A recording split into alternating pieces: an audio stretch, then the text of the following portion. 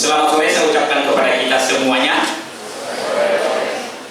Pada bulan ini kita sudah membahas mengenai keluarga beribadah, dan hari ini juga keluarga yang harmonis.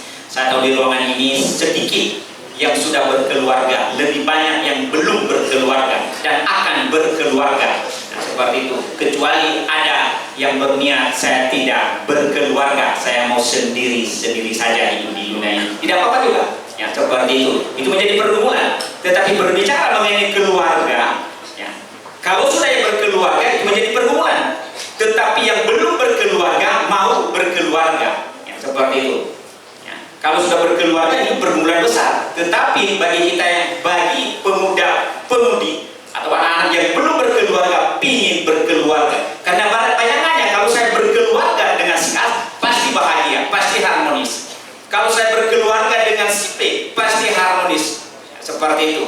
Tetapi jangan salah. Kami yang sudah berkeluarga, banyak pergumulan di dalamnya. Banyak tantangan di dalamnya yang harus kita hadapi, yang harus kita lewati. Yang pada sore hari ini kita akan melihat kebenaran firman Tuhan. Saya mengajak kita melihat kebenaran firman Tuhan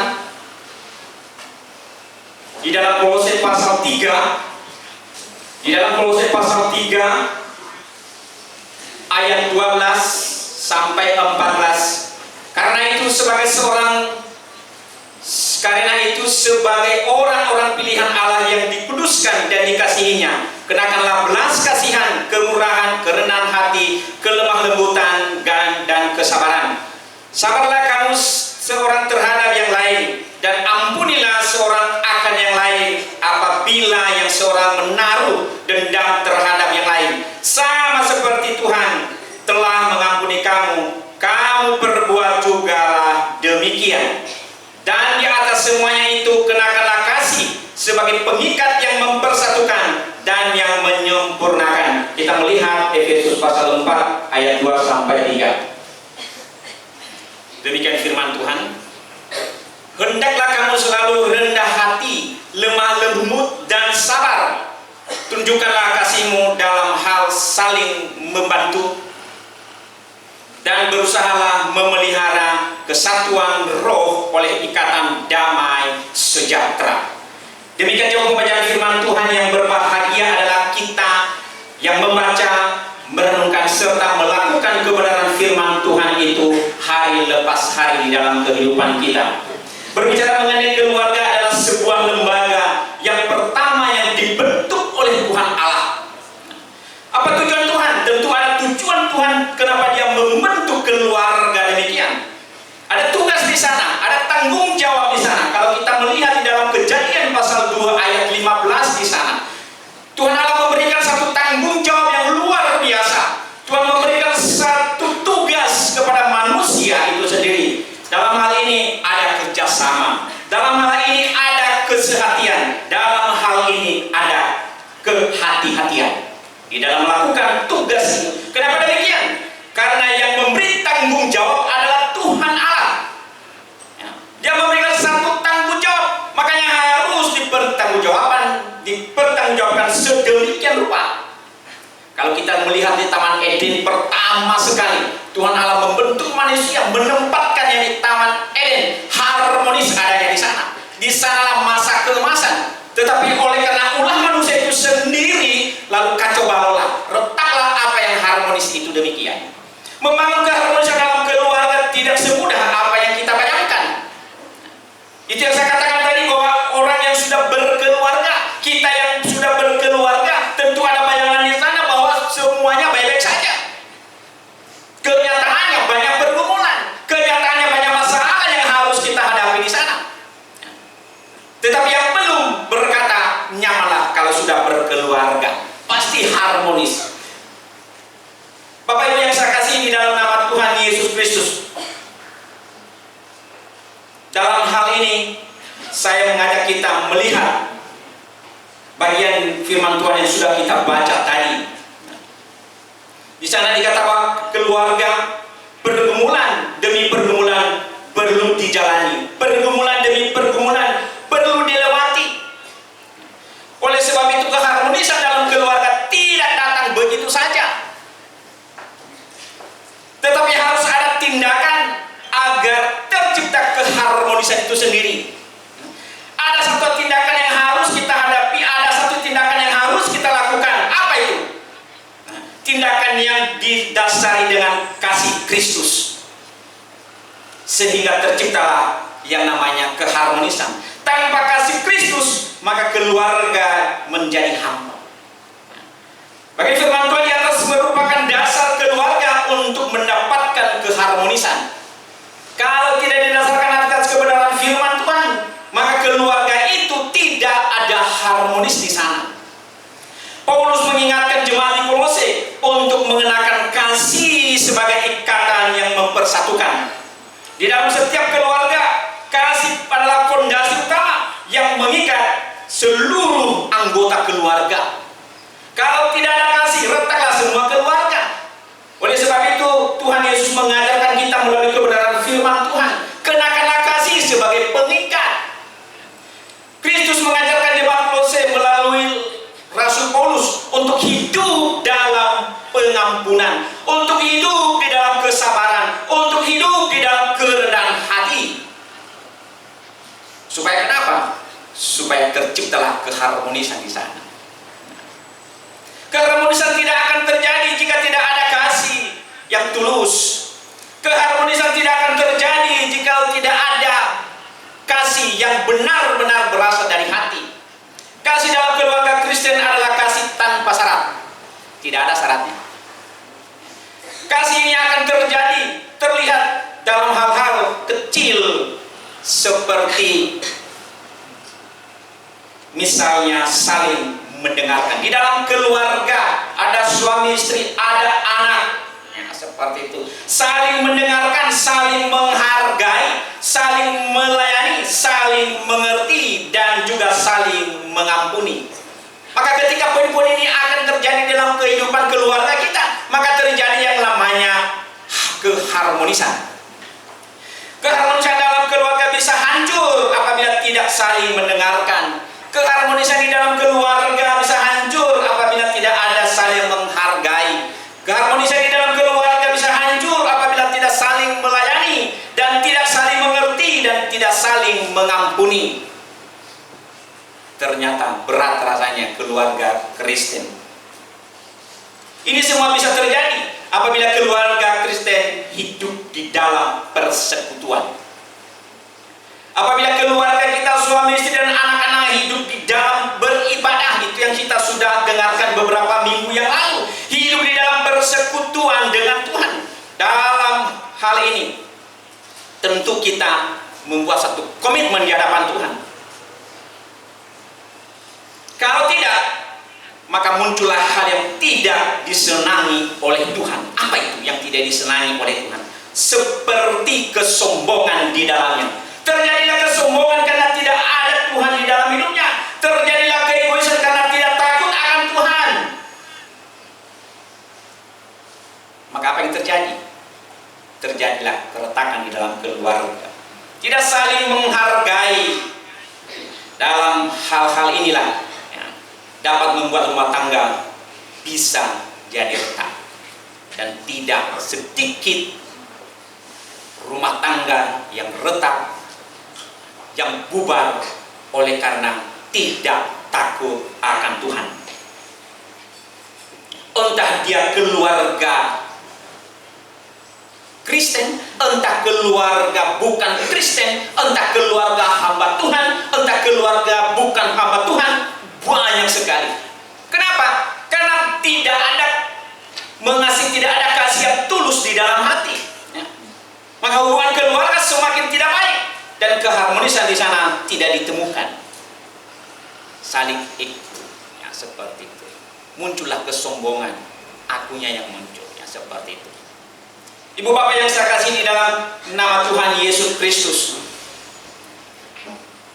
dalam keluarga Kristen seharusnya berjalan dengan baik. Itu menjadi kerinduan kita. Dalam keluarga kita berjalan dengan harmonis. Itu menjadi harapan kita, umat Kristen. Tetapi apa dikata? Terjadilah yang namanya kerontakan, terjadilah kekacauan, terjadilah ketidaksalahpahaman di dalamnya dan lain sebagainya. Hal-hal seperti itu terjadi. Sebagai umat yang percaya kepada Tuhan, kita harus tunduk apa yang Tuhan firmankan kepada kita. Takutlah akan Tuhan. Kerinduan kita supaya keluarga tidak ada pertentangan. Keluarga kita supaya terjadi keselarasan, kerukunan. Nah, oleh sebab itu kita harus bergumul dalam hal itu. Jika di atas sudah disinggung doa dan firman menjadi dasar utama dalam membangun keluarga yang harmonis. Ya, kalau kita melihat di dalam Mazmur pasal 127 ayat 1 mengingatkan kita di sana, ya, setiap kita bahwa tanpa Tuhan semuanya akan sia-sia. Tanpa Tuhan semuanya akan tidak ada gunanya. Tanpa Tuhan semuanya akan berantakan. Oleh sebab itu, keluarga Kristen harus bersandar penuh kepada Tuhan Yesus Kristus. Segala usaha kita sia-sia jikalau kita tidak takut akan Tuhan. Tadi pagi saya dengar firman Tuhan yang disampaikan oleh hambanya. Keretakan di dalam keluarga bukan hanya Kristen, di luar Kristen terbalik seperti itu. Dulu ya seperti itu, suaminya yang tampar istrinya, sekarang istrinya yang tampar suaminya. Itu menjadi bahaya ya seperti itu. Ya, sekarang terbalik ini dunia ini. Ya. Dulu suaminya yang tendang istrinya, sekarang istrinya yang tendang suaminya. Wah, karena sering nonton itu kan dalam TV kan seperti itu. Luar biasa seperti itu. Saya tidak tahu kenapa seperti itu di dunia sekarang ini. Nah, siapa yang kita salahkan di dalamnya? Kita salahkan diri sendiri. Kita salahkan diri sendiri. Nah, seperti itu. Segala usaha kita sia-sia jikalau kita tidak ada takut akan Tuhan. Keluarga kita pun sia-sia, akan berantakan jikalau kita tidak hidup takut akan Tuhan. Termasuk keluarga yang harmonis tidak dapat dicapai dengan kekuatan sendiri. Tidak dapat dicapai keharmonisan itu jikalau kita andalkan ya, kehebatan kita mengatur dengan sedemikian rupa. Ya. Tetapi kerinduan kita supaya keluarga kita terjadi keharmonisan di dalamnya, kita harus tunduk pada Tuhan. Kita harus beribadah, kita harus bersekutu, dan kita jadikan doa sebagai gaya hidup kita. Penting doa bersama dalam keluarga, ya. Doa bersama suami, istri, anak-anak, doa bersama, ya, seperti itu. Komunikasi dengan Tuhan itu penting sekali. Kenapa harus penting doa bersama? Ya. Di mana di sana saling menguatkan, saling mendoakan antara suami istri, antara orang tua dan anak di sana. Sebab di sana saling mendukung dan saling menguatkan. Sementara firman Tuhan sebagai pedoman hidup, sebagai pedoman hidup setiap keluarga. Karena firman Tuhan dapat memberi hikmat juga arahan dalam setiap aspek kehidupan kita. Hal-hal penting apa yang harus kita pelajari. Kalau kita melihat di dalam Kolose tadi, di dalam Kolose pasal yang ketiga tadi, ayatnya yang ke-18, di sana dipaparkan ada istri, ada suami, ada anak. Kita akan melihat, hai istri-istri, tunduklah kepada suamimu sebagaimana seharusnya di dalam Tuhan. Nah, itu yang saya bilang tadi terbalik ya, seperti itu. Bukan tunduk lagi, tapi tanduk. Nah, itu menjadi soal kan? Tanduk suaminya kan seperti itu. Itu di luar sana tidak ada, di dalam kompleks ini tidak ada ya. Seperti itu. Bukan tunduk tapi ditanduknya suaminya. Seperti itu. Yang dulunya suaminya tanduk dia, sekarang istri yang tanduk dia ya, seperti itu. Tetapi prinsip Alkitab, hai istri-istri, tunduklah kepada suamimu sebagaimana seharusnya di dalam Tuhan. Ya, seperti itu. Hal ini satu prinsip yang disampaikan oleh Tuhan kepada kita melalui firman Tuhan ini. Artinya menghormati, menghargai.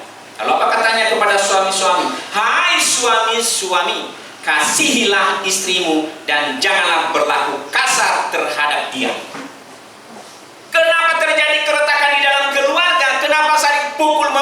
dalam keluarga ini tadi. Nah, mungkin belum ketemu kali ayat ini. Ya, dalam keluarga belum dia ketemu ayat ini, suami belum ketemu, istri belum ketemu ayat ini. Ya. Hai suami-suami, kasihilah istrimu dan janganlah berlaku kasar terhadap dia. Kenapa? Karena Tuhan Allah menciptakan istri itu adalah harus disayangi, dikasihi. Makanya Tuhan Allah menciptakan dari tulang rusuk, ya, tulang rusuk, ya, sebelah kiri ya, seperti itu. Coba cek tulang rusuknya sudah hilang. Kalau sudah hilang berarti itu nanti pasti itu berkeluarga. Kalau belum masih utuh berarti belum berkeluarga nanti. Ya, seperti itu ya. Masih utuh ya. Semua cek tulang rusuknya semua. Ya, terima kasih sudah cek tulang rusuknya ya, seperti itu. Ya. Untuk perempuan cewek-cewek itu putri-putri tak usah cek tulang rusukmu. Ya, seperti itu. Cukup laki-laki yang putra cek tulang rusuk, ada nggak? Seperti itu. Ya, udah ketutup dagingnya. Tulang rusuknya. Siapa yang sudah hilang tulang rusuknya angkat tangan. Wow, udah hilang semua tulang rusuknya. Ya, seperti itu. Mudah-mudahan yang dari UPAC tulang rusuknya ada di Kalimantan Barat. Amin. Ya saja. Senang. Sekarang orang Kalimantan terus bergumul dalam hal-hal itu. Siapa sih tulang rusuk yang ketanyakan tadi ya, seperti itu. Ya. Ada bagian anak-anak di sini. Hai anak-anak, taatilah orang tuamu dalam segala hal, karena itulah yang indah di dalam Tuhan. Ya.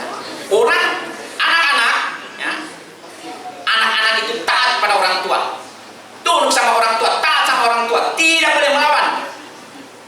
Nah, kalau di sini karena kita berasrama, taatlah kepada guru. Seperti itu. Karena kenapa? Guru, ibu guru, bapak ibu guru di sini adalah ganti daripada orang tua itu sendiri. Maka terciptalah keharmonisan di dalam keluarga kita. Terciptalah keharmonisan di dalam kompleks kita, ya, seperti itu. Tetapi anak-anak kalau sudah naik pagar, ya seperti itu. Bagaimana tercipta ya? Orang tuanya marah lah, gurunya marah lah, seperti itu kan. Tetapi kalau anak-anak sudah taat sama orang tua atau guru di sekolah, pasti orang tuanya juga sayang dengan anaknya itu. Oleh sebab itu ada 3 hal ini ya, seperti itu. Lalu ada lagi, hai bapak-bapak. Tadi suami-suami, lalu bapak-bapak. Ya. Hai bapak-bapak, janganlah sakiti hati anakmu, supaya janganlah tawar hatinya. Ya. Sekarang kalau dulu main pukul ya anak-anak, sekarang tidak boleh. Ya, seperti itu. Tidak boleh karena undang-undang katanya. Nah, oleh sebab itu jemaat Tuhan yang saya kasihi di dalam nama Tuhan Yesus Kristus, dengan menjadikan firman Tuhan sebagai pusat dalam kehidupan keluarga, maka keharmonisan dapat lebih mudah dicapai karena setiap anggota keluarga dituntun oleh Roh Kudus. Jadi jadikanlah doa dan firman Tuhan sebagai gaya hidup kita, supaya keluarga kita dapat harmonis. Di kompleks ini tentu tadi ada poin-poin tertentu. Anak-anak tunduk sama orang tua atau sama guru, maka terciptalah yang namanya keharmonisan. Nah, seperti itu. Bagian firman Tuhan itu sebagai pesan atau penutup atau terakhir. Keharmonisan dalam keluarga Kristen tidak diukur seberapa sempurnanya yang kita, tetapi seberapa besar kasih dan pengampunan yang kita berikan satu sama lain. Sebagai Kristus, sebagaimana Kristus mengasihi kita tanpa syarat. Jadi oleh sebab itu, biarlah firman Tuhan pada sore hari ini boleh menolong kita, ya, boleh menjadi keluarga yang harmonis, yang diberkati oleh Tuhan. Itu mimpi kita di sana. Tetapi mari kita bersandar kepada Tuhan, mari kita melakukan kebenaran firman Tuhan itu di dalam kehidupan kita, supaya kita semua di sini diberkati oleh Tuhan dan terjadilah keharmonisan di dalam keluarga kita, di dalam kompleks kita. Tuhan Yesus memberkati kita, Tuhan Yesus menolong kita. Dudukkan kepala dan mari kita